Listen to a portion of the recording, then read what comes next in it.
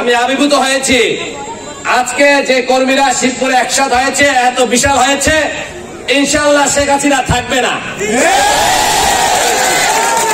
আমি বক্তব্য বেশি দেব না, আমাদের প্রধান অতিথি আপনাদেরকে দেশনায়ক তারেক রহমানের মেসেজ দেবেন।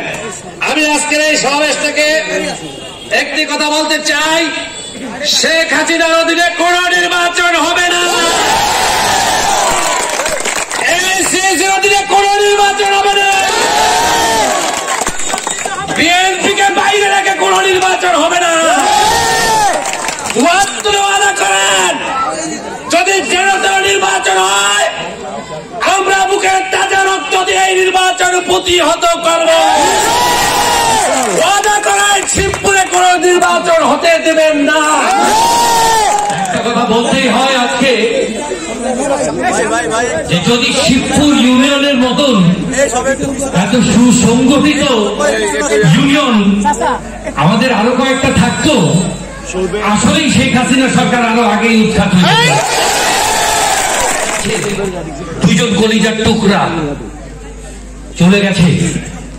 আপনারা বলেন পুলিশের গুলিতে, আমি বলি না, এগুলি পুলিশের না।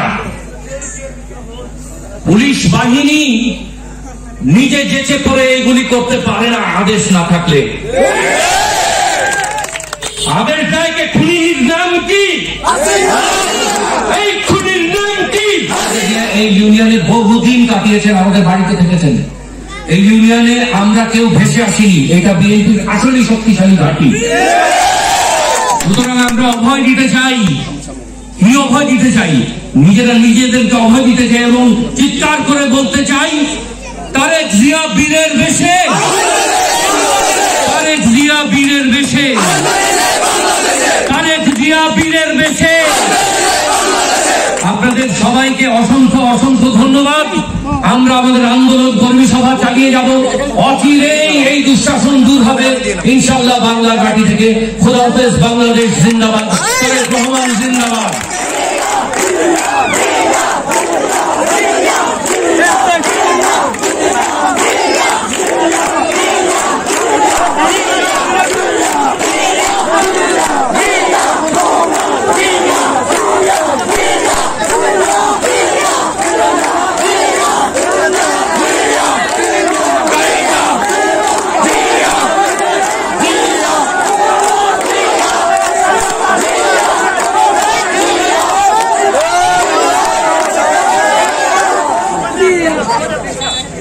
আমরা ভবিষ্যতে